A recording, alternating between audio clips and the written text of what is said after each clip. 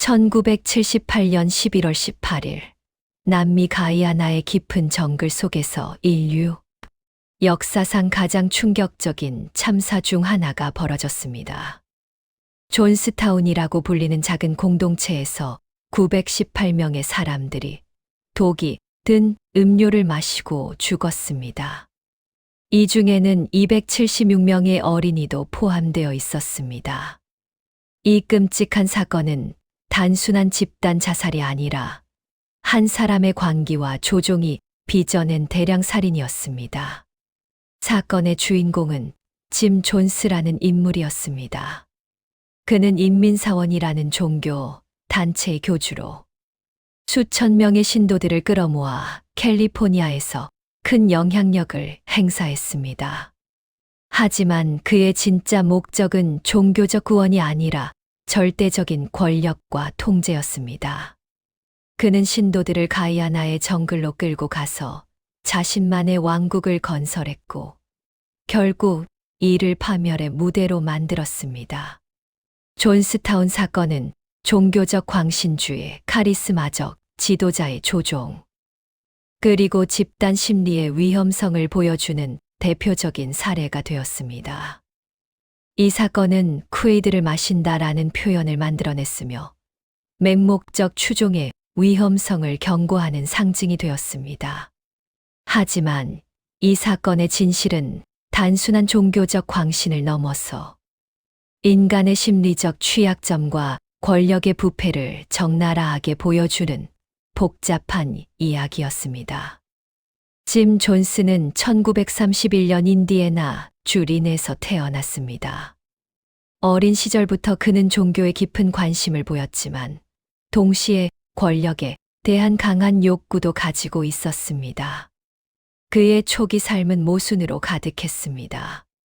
한편으로는 인종차별에 반대하고 사회 정의를 추구하는 진보적인 목사였지만 다른 한편으로는 자신을 신격화하려는 망상적 성향을 보였습니다.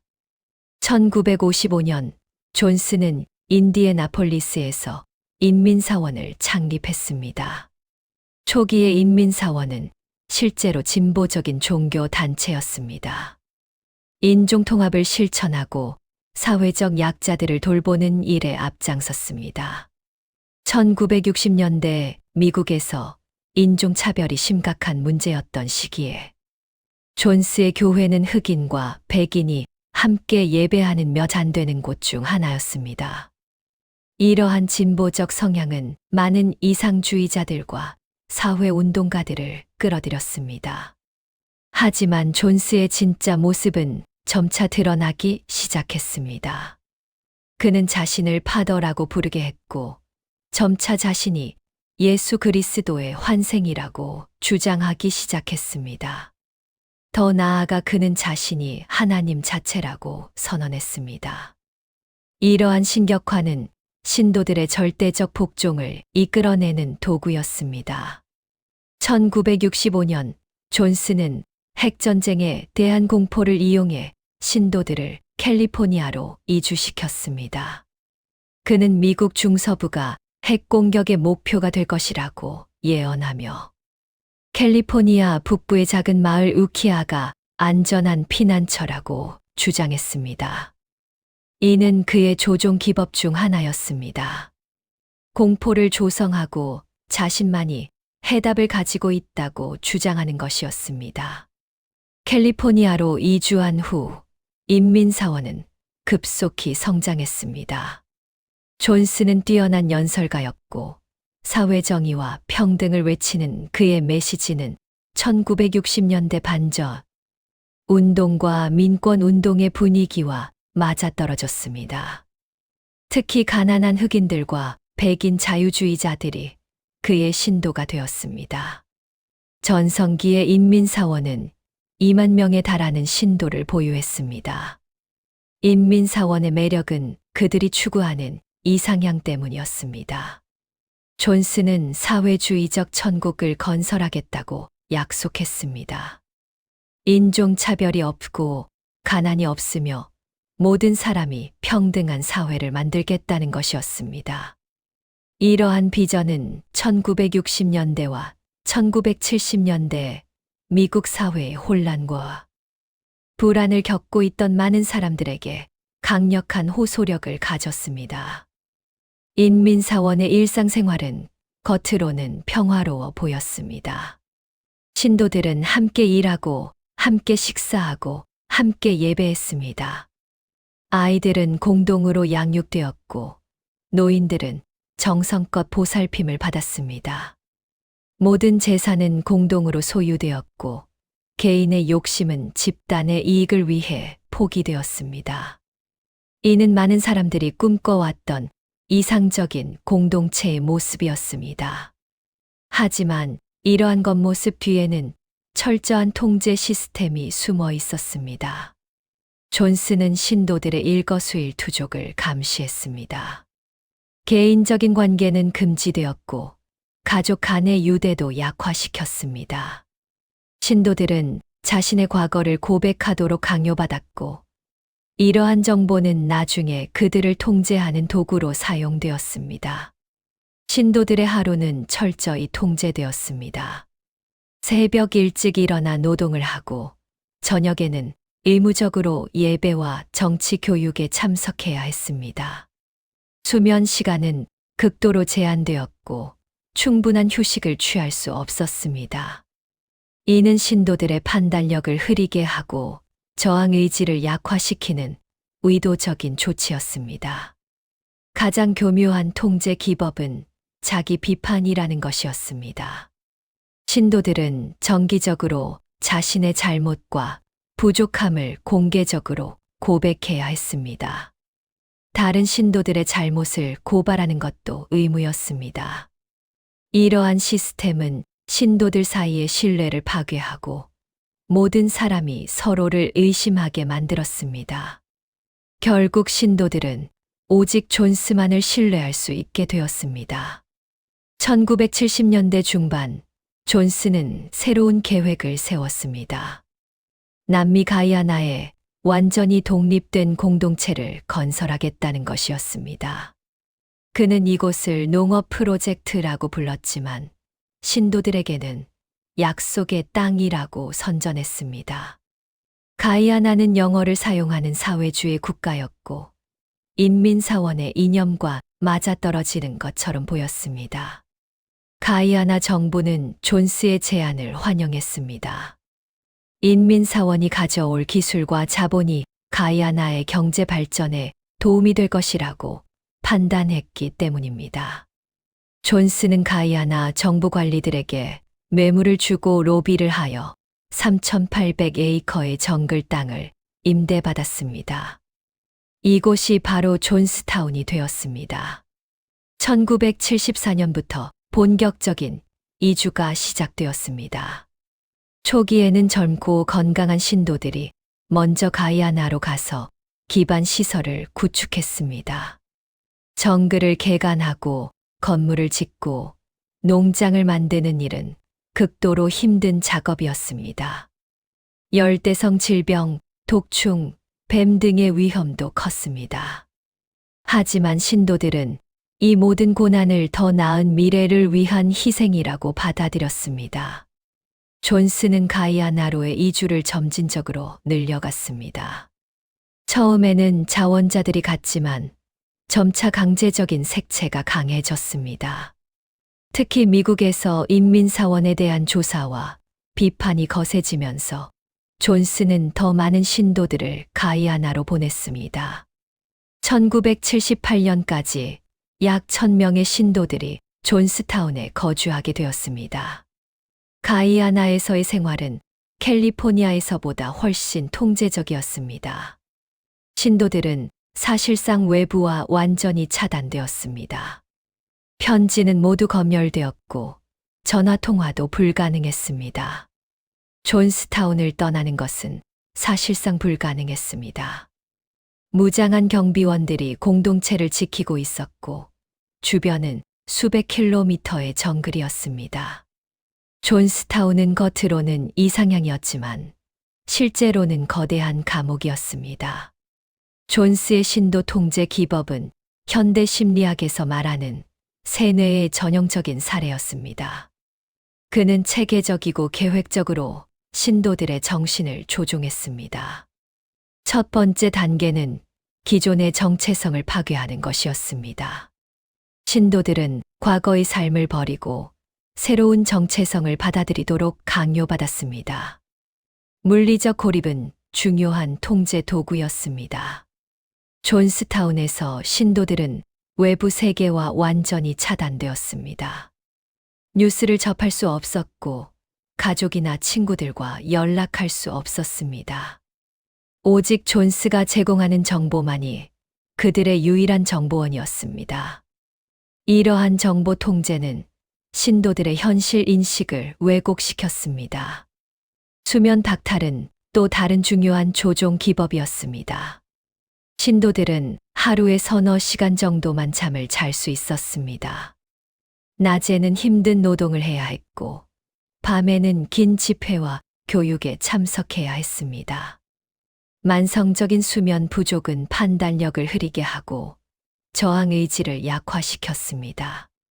피로에 지친 신도들은 존스의 말을 비판적으로 평가할 능력을 잃었습니다. 영양실조도 의도적으로 사용되었습니다. 존스타운의 식사는 양적으로도 질적으로도 부족했습니다. 신도들은 만성적인 허기에 시달렸고, 이는 그들의 신체적, 정신적 저항력을 약화시켰습니다. 반면 존스와 그의 측근들은 별도의 풍부한 식사를 했습니다. 이러한 차별은 위계 질서를 강화하는 효과를 가져왔습니다. 공포 조성은 존스의 가장 효과적인 통제 기법 중 하나였습니다. 그는 끊임없이 외부의 적들이 인민사원을 파괴하려고 한다고 주장했습니다. CIA, FBI, 언론, 반대자들이 모두 적이라고 선전했습니다. 이러한 공포는 신도들로 하여금 존스에게 더욱 의존하게 만들었습니다. 외부 세계가 위험하다면 오직 존스만이 그들을 보호할 수 있다는 논리였습니다. 존스타운에서 가장 무서운 의식 중 하나는 화이트 나이트였습니다. 이는 집단 자살을 연습하는 의식이었습니다. 존스는 정기적으로 신도들을 깨워서 긴급 상황을 선포했습니다. 외부의 적들이 공격해오고 있으니 모두 함께 죽어야 한다는 것이었습니다. 신도들은 독이 들어있다고 알려진 음료를 마시도록 강요받았습니다. 아이들이 먼저 마시고 어른들이 그 뒤를 따랐습니다.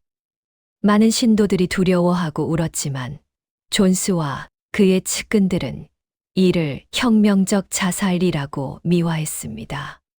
적들의 손에 죽느니 자신들의 의지로 죽는 것이 더 숭고하다는 논리였습니다. 다행히 이 초기 의식들에서 실제로는 독이 들어있지 않았습니다. 존스는 이를 시험이라고 불렀습니다. 신도들의 충성도를 테스트하고 실제 상황에 대비하여 연습을 시키는 것이었습니다.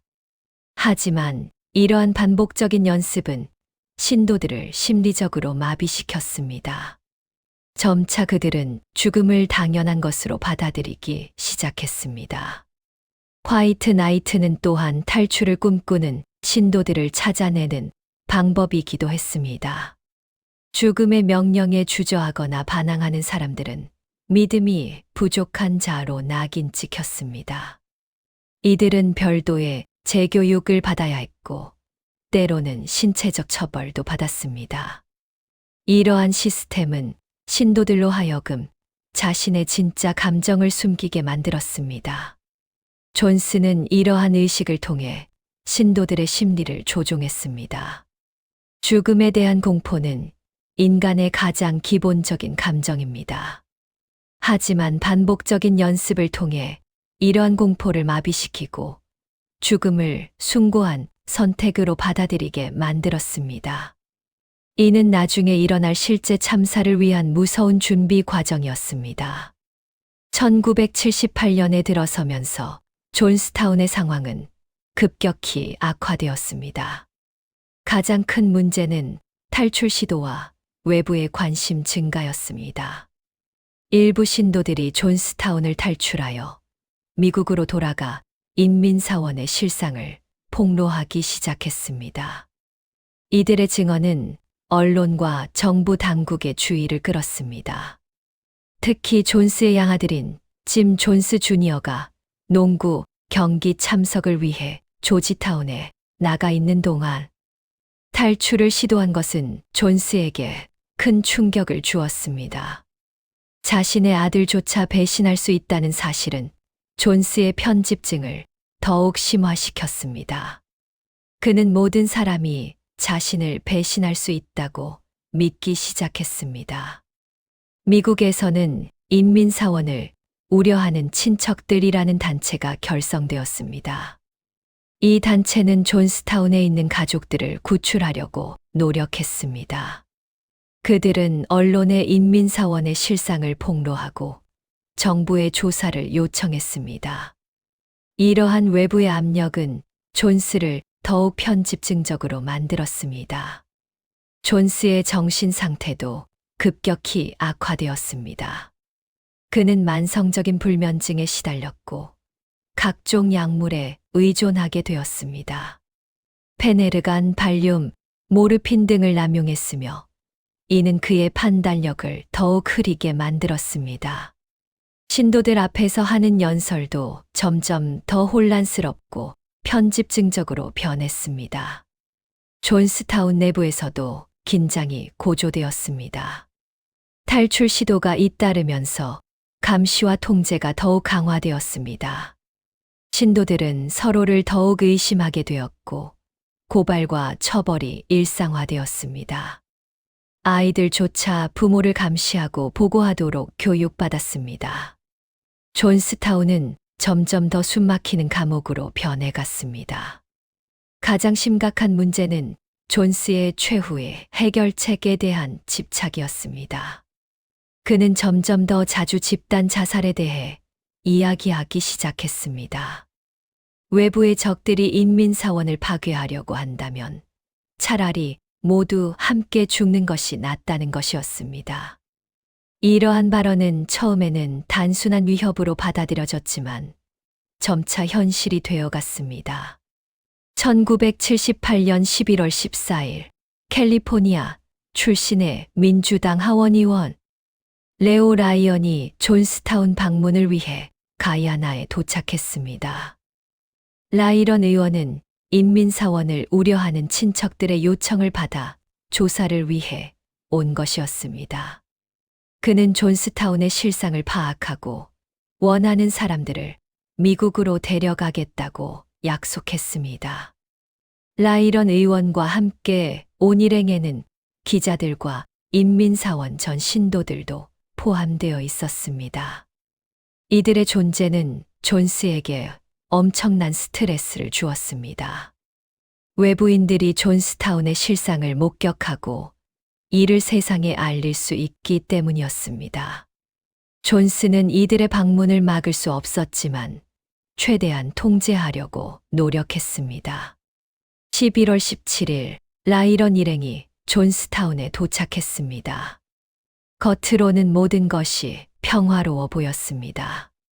신도들은 웃으며 방문객들을 환영했고 아이들은 노래를 불렀습니다. 존스는 친절한 종교 지도자의 모습을 연기했습니다. 하지만 이 모든 것은 치밀하게 연출된 쇼였습니다. 방문 첫날 밤, 존스는 신도들과 함께 환영 공연을 열었습니다.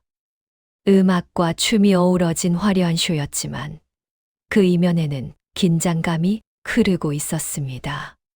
존스는 신도들에게 절대로 떠나고 싶다는 말을 하지 말라고 경고했습니다. 만약 그런 말을 한다면 배신자로 간주되어 처벌받을 것이라고 협박했습니다. 하지만 라이런 의원은 예상보다 예리했습니다. 그는 신도들과 개별적으로 대화를 나누며 그들의 진짜 감정을 파악하려고 노력했습니다. 일부 신도들은 은밀하게 존스타운을 떠나고 싶다는 의사를 표현했습니다. 이러한 상황은 존스의 통제력이 흔들리고 있음을 보여주었습니다. 11월 18일 아침 상황은 더욱 악화되었습니다. 라이런 일행이 떠날 준비를 하는 중에 더 많은 신도들이 함께 가고 싶다고 표현했습니다. 존스는 이를 막을 수 없었습니다. 결국 16명의 신도들이 라이런 일행과 함께 떠나기로 결정했습니다. 이는 존스에게 치명적인 타격이었습니다. 1978년 11월 18일 오후 라이런 의원 일행과 탈출하려는 신도들이 포트 케이트마 공항에 도착했습니다. 작은 비행기 2대가 그들을 기다리고 있었습니다. 모든 것이 순조롭게 진행되는 것처럼 보였습니다. 하지만 존스는 이미 최후의 결심을 내린 상태였습니다. 오후 3시경 존스가 보낸 무장한 신도들이 공항에 나타났습니다. 이들은 트럭을 타고 와서 기관총과 산탄총으로 무차별 사격을 가했습니다. 라이런 의원은 즉사했고 기자 3명과 탈출하려던 신도 1명도 목숨을 잃었습니다. 11명이 부상을 입었습니다. 이는 존스의 마지막 광기가 폭발한 순간이었습니다. 공항에서 총격이 벌어지는 동안 존스타운에서는 더 큰 비극이 시작되고 있었습니다. 존스는 모든 신도들을 집회소에 모이게 했습니다.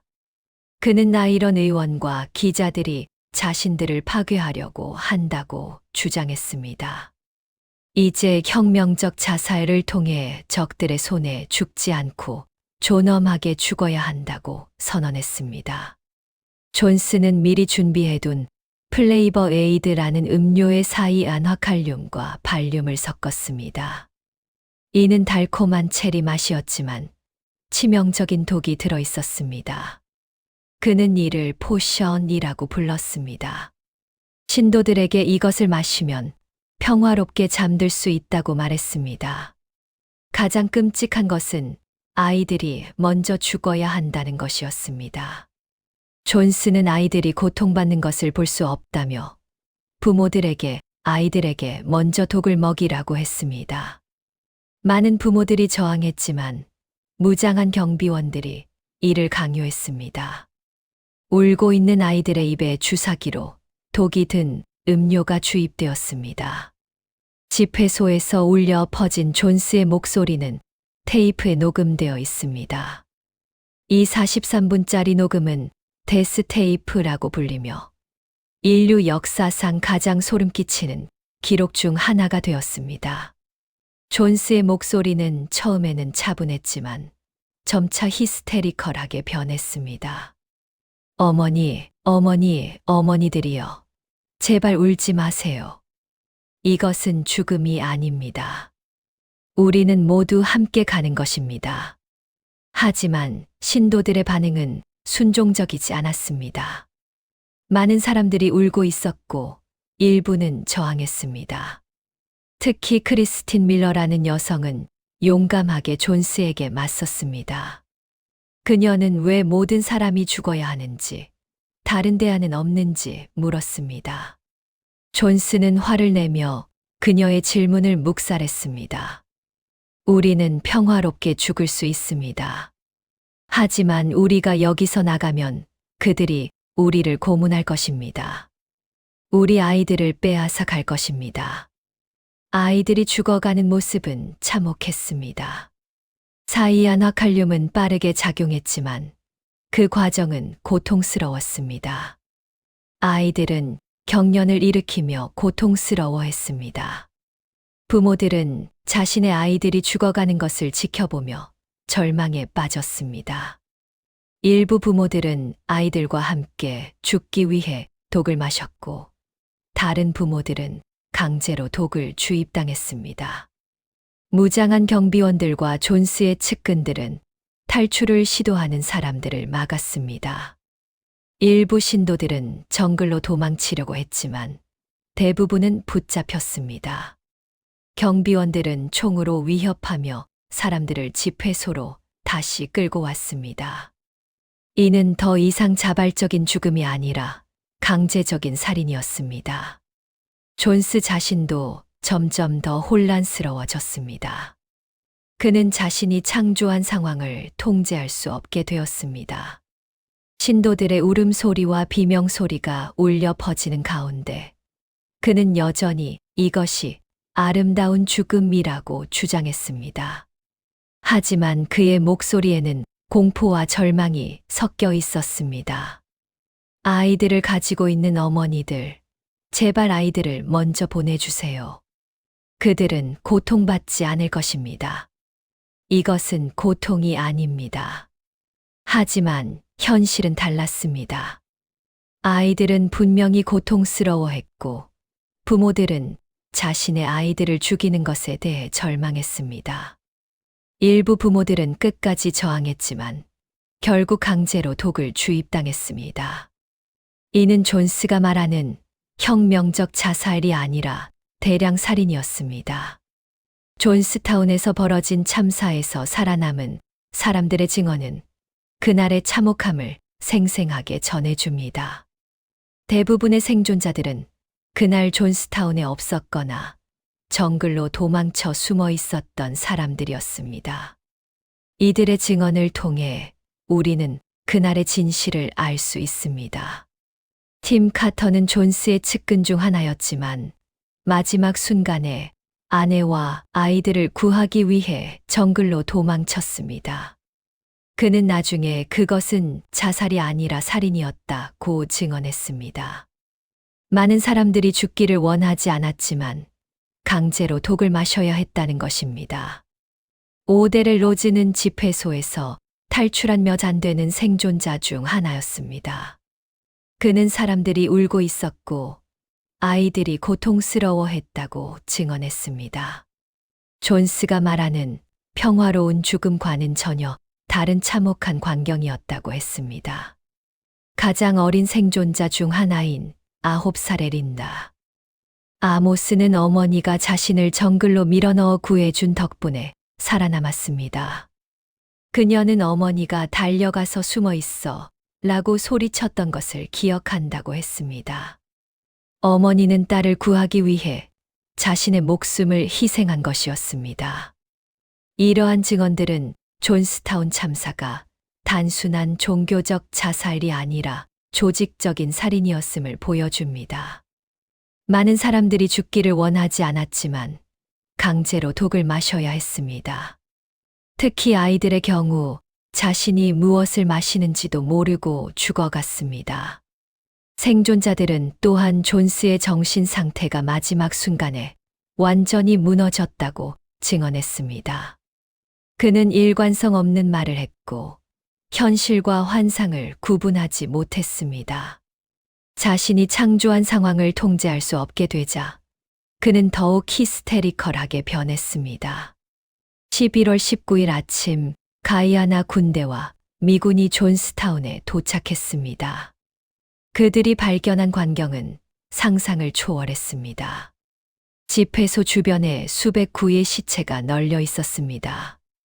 많은 시체들이 서로 껴안고 있었고 부모와 아이들이 함께 죽어 있었습니다.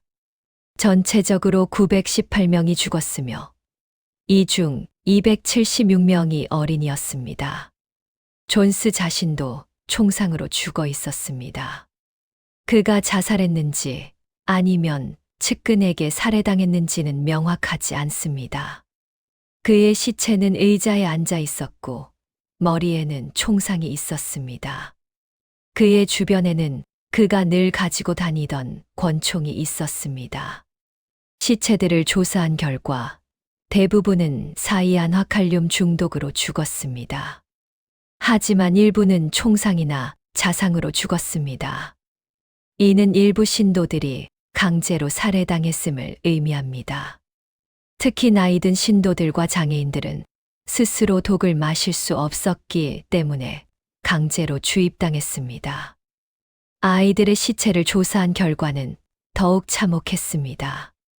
많은 아이들이 사이안화칼륨 중독으로 죽었지만 일부는 주사기로 강제로 독을 주입당했습니다. 이는 아이들이 자발적으로 죽음을 선택한 것이 아니라 어른들에 의해 살해당했음을 의미합니다. 존스타운에서 발견된 증거들은 이것이 계획된 살인이었음을 보여줍니다. 독이 든 음료는 미리 준비되어 있었고 주사기와 의료 도구들도 준비되어 있었습니다. 또한 존스의 개인 금고에서는 수백만 달러의 현금이 발견되었습니다.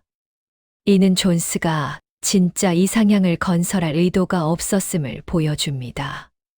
존스타운 참사 소식은 전 세계에 충격을 주었습니다. 미국 언론들은 연일 이 사건을 보도했고 사람들은 어떻게 이런 일이 가능했는지 의아해했습니다. 특히 아이들까지 희생되었다는 사실은 많은 사람들에게 큰 충격을 주었습니다. CBS, MBC, ABC 등 주요 방송사들은 특별 뉴스를 통해 이 사건을 집중 보도했습니다. 처음에는 집단 자살이라고 보도되었지만 생존자들의 증언과 조사, 결과가 나오면서 대량 살인이라는 표현이 더 많이 사용되었습니다. 뉴욕타임스는 20세기 최악의 종교적 참사라고 보도했습니다. 워싱턴 포스트는 광신주의의 끔찍한 결과라고 평가했습니다. 언론들은 존스의 조종 기법과 신도들의 심리적 상태를 분석하는 기사들을 연일 보도했습니다. 대중들의 반응은 충격과 분노, 그리고 의문이 섞여 있었습니다. 많은 사람들이 어떻게 900명이 넘는 사람들이 한 사람의 말에 따라 죽을 수 있는지 이해할 수 없다고 했습니다. 특히 부모들이 자신의 아이들에게 독을 먹였다는 사실은 받아들이기 어려웠습니다. 종교계에서도 큰 파장이 일었습니다. 많은 종교 지도자들이 존스를 규탄했고 진정한 종교와 사이비 종교의 차이에 대한 토론이 벌어졌습니다. 일부에서는 종교 자체에 대한 회의론도 제기되었습니다. 정치계에서도 반응이 있었습니다. 의회에서는 사이비 종교 단체에 대한 조사와 규제를 강화해야 한다는 목소리가 나왔습니다. 또한 해외에 있는 미국 시민들의 안전을 보호하기 위한 방안도 논의되었습니다. 존스타운 참사는 심리학자들에게 인간의 심리와 집단 행동에 대한 중요한 연구 자료를 제공했습니다. 어떻게 일반적인 사람들이 한 사람의 말에 따라 자신과 자녀의 목숨을 버릴 수 있었는지에 대한 분석이 이루어졌습니다. 첫 번째 요인은 점진적 승낙이었습니다. 신도들은 처음부터 죽음을 받아들인 것이 아니라 작은 요구사항부터 시작해서 점점 더 큰 희생을 받아들이게 되었습니다. 처음에는 재산을 기부하고 가족과 떨어져 살고 개인적 자유를 포기하는 것부터 시작했습니다. 두 번째 요인은 사회적 증명이었습니다. 다른 신도들이 모두 존스의 말에 따르는 것을 보면서 개인들도 그것이 옳은 행동이라고 생각하게 되었습니다. 특히 화이트 나이트 의식을 통해 죽음을 받아들이는 것이 정상적인 행동으로 여겨지게 되었습니다. 세 번째 요인은 권위에 대한 복종이었습니다. 밀그램의 복종 실험에서 보여준 것처럼 사람들은 권위자의 명령에 복종하는 경향이 있습니다. 존스는 자신을 신으로 포장했고 신도들은 그의 명령을 거부할 수 없다고 믿었습니다. 네 번째 요인은 인지 부조화였습니다. 신도들은 자신들이 존스에게 많은 것을 희생했기 때문에 그가 틀렸다는 것을 인정하기 어려웠습니다. 오히려 그의 행동을 정당화하려고 노력했습니다. 이는 자신들의 선택이 옳았다는 것을 증명하려는 심리적 메커니즘이었습니다. 다섯 번째 요인은 학습된 무력감이었습니다. 신도들은 오랜 통제와 처벌을 통해 저항이 무의미하다고 학습했습니다. 존스타운에서 탈출이 불가능하다고 믿었고, 따라서 죽음을 받아들이는 것이 유일한 선택이라고 생각했습니다. 존스타운 참사 이후 법적 후속 조치가 이루어졌습니다. 가장 먼저 문제가 된 것은 라이런 의원 살해 사건이었습니다. 공항에서 총격을 가한 레리 라이턴이 체포되어 재판을 받았습니다. 그는 1986년 음모죄와 살인죄로 유죄 판결을 받았습니다. 하지만 존스타운 참사 자체에 대한 법적 책임을 묻는 것은 복잡했습니다. 주요 가해자인 존스가 이미 죽었기 때문에 다른 공범들을 찾아내는 것이 쉽지 않았습니다. 또한 사건이 가이아나에서 일어났기 때문에 관할권 문제도 있었습니다. 미국 정부는 존스타운 참사에 대한 공식 조사를 실시했습니다. 국무부와 FBI가 합동으로 조사를 진행했고, 의회에서도 청문회가 열렸습니다. 조사 결과 정부 기관들이 인민사원의 위험성을 제대로 파악하지 못했다는 비판이 제기되었습니다. 특히 미국 영사관이 존스타운의 실상을 알고 있었음에도 불구하고 적절한 조치를 취하지 않았다는 지적이 있었습니다. 일부 영사관 직원들은 존스타운을 방문했지만 표면적인 조사에 그쳤습니다. 신도들의 여권이 압수되어 있다는 사실도 제대로 파악하지 못했습니다. 가이아나 정부도 비판을 받았습니다. 존스타운에서 무기가 반입되고 있다는 정보가 있었지만 이를 제대로 조사하지 않았습니다. 또한 존스로부터 뇌물을 받은 정부 관리들도 있었다는 의혹이 제기되었습니다. 민사 소송도 여러 건 제기되었습니다. 생존자들과 희생자 가족들이 다양한 당사자들을 상대로 손해배상 소송을 제기했습니다. 인민사원의 자산을 관리하던 변호사들, 존스타운 건설에 참여한 기업들, 심지어 미국 정부도 소송 대상이 되었습니다. 존스타운 참사에서 살아남은 사람들의 삶은 비극적이었습니다. 대부분의 생존자들은 가족과 친구들을 모두 잃었습니다. 일부는 자신이 살아남았다는 것에 대한 죄책감에 시달렸고, 다른 일부는 심각한 트라우마를 겪었습니다. 존스의 아들들도 큰 충격을 받았습니다. 스테판 존스는 당시 조지타운에서 농구 경기에 참가하고 있어서 참사를 피했습니다. 하지만 그는 아버지의 행동에 대한 죄책감과 분노로 오랫동안 고통받았습니다. 그는 나중에 아버지는 살인자였다고 공개적으로 말했습니다. 팀 카터는 아내와 아이들을 구하기 위해 정글로 도망쳤지만 결국 그들을 구하지 못했습니다. 그는 평생 이에 대한 죄책감에 시달렸고 알코올 중독과 우울증을 겪었습니다. 그러나 나중에는 존스타운의 진실을 알리는 일에 전념했습니다. 어린 생존자들의 경우 성장 과정에서 심각한 심리적 문제를 겪었습니다. 많은 아이들이 부모를 잃었고 일부는 자신이 부모를 배신했다는 죄책감에 시달렸습니다. 전문적인 치료와 상담이 필요했지만 당시에는 이런 극단적인 트라우마를 치료할 수 있는 체계가 잘 갖춰져 있지 않았습니다. 일부 생존자들은 존스타운 경험을 세상에 알리는 일에 전념했습니다. 데보라 레이터는 존스타운을 탈출한 후 자신의 경험을 책으로 출간했습니다. 이는 존스타운의 실상을 알리는 중요한 자료가 되었습니다. 하지만 모든 생존자들이 자신의 경험을 공개하려고 한 것은 아니었습니다.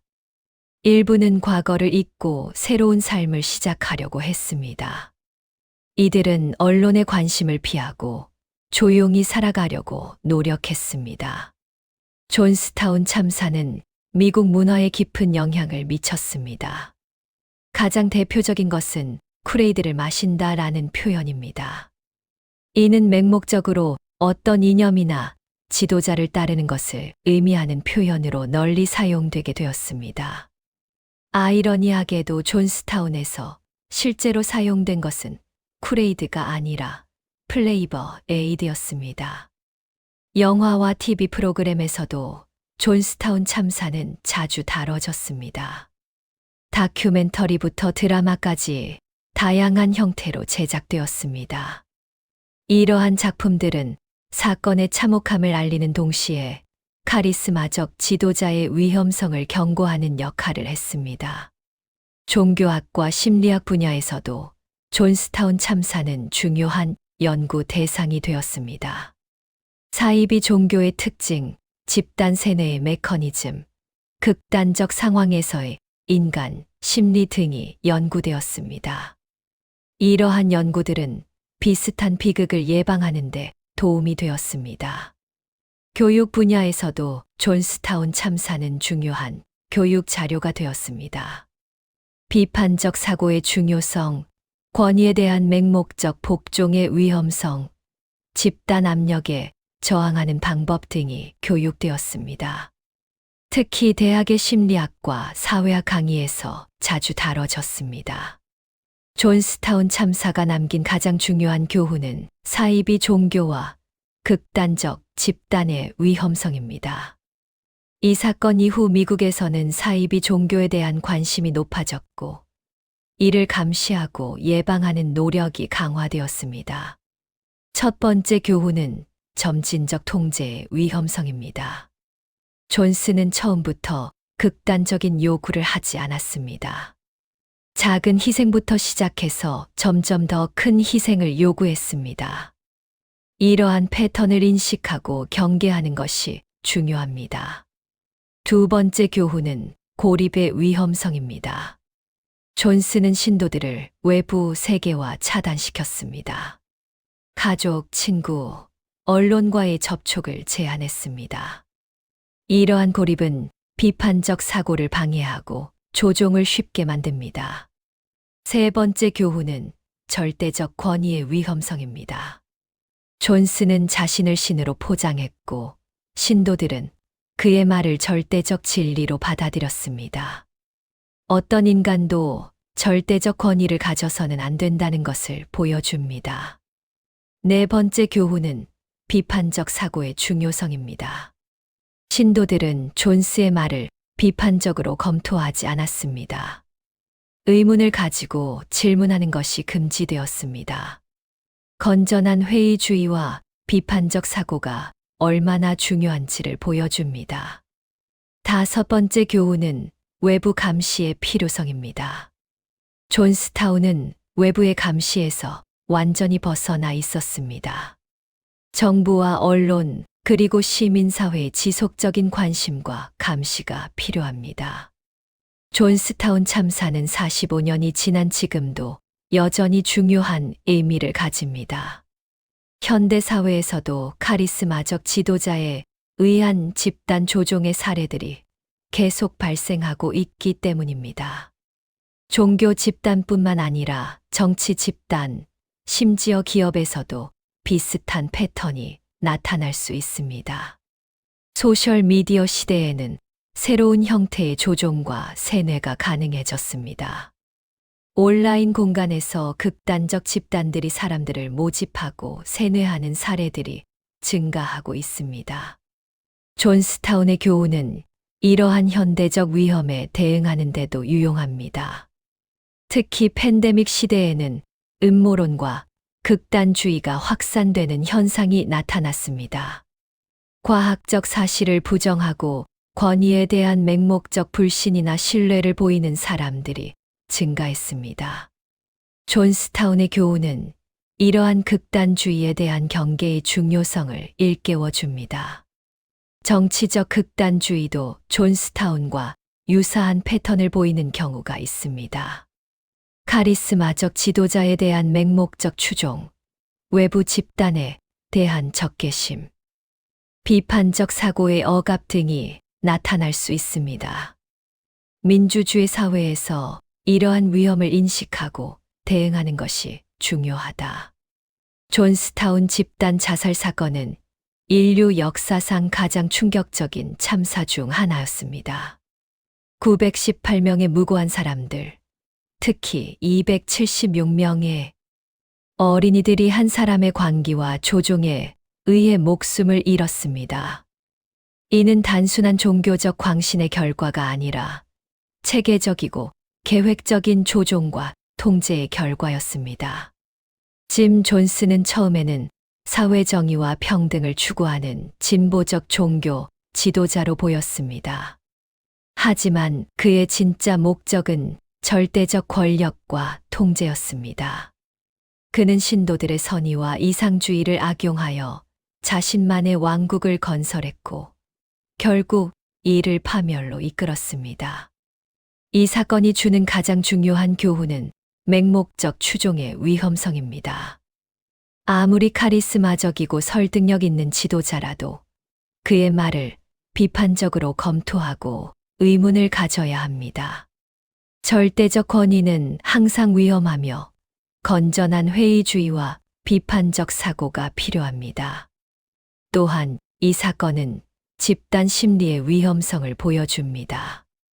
개인은 집단의 압력에 쉽게 굴복할 수 있고 평상시라면 하지 않을 행동도 집단 상황에서는 할 수 있습니다. 이러한 집단 심리의 메커니즘을 이해하고 이에 저항하는 것이 중요합니다. 존스타운 참사는 또한 취약한 사람들을 보호하는 것의 중요성을 보여줍니다.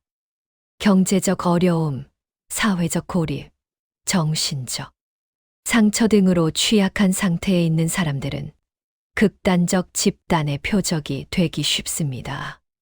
사회적 안전망과 지원 시스템이 필요합니다. 무엇보다 중요한 것은 이러한 비극이 다시 일어나지 않도록 하는 것입니다.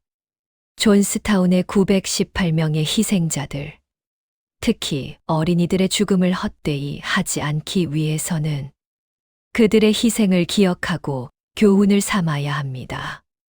자유롭고 민주적인 사회를 지키기 위해서는 끊임없는 경계와 노력이 필요합니다. 존스타운 참사는 인간의 어두운 면을 보여주는 동시에 인간의 존엄성과 생명의 소중함을 일깨워 줍니다. 그 어떤 이념이나 신념도 무고한 생명보다 소중할 수 없다. 이것이 존스타운이 우리에게 남긴 가장 중요한 메시지입니다. 본 콘텐츠는 역사적 사실을 다루며 임의로 각색된 부분도 포함하고 있습니다. 제공된 정보의 활용 여부 및 그에 따른 모든 책임은 전적으로 시청자 사용자 본인에게 있습니다.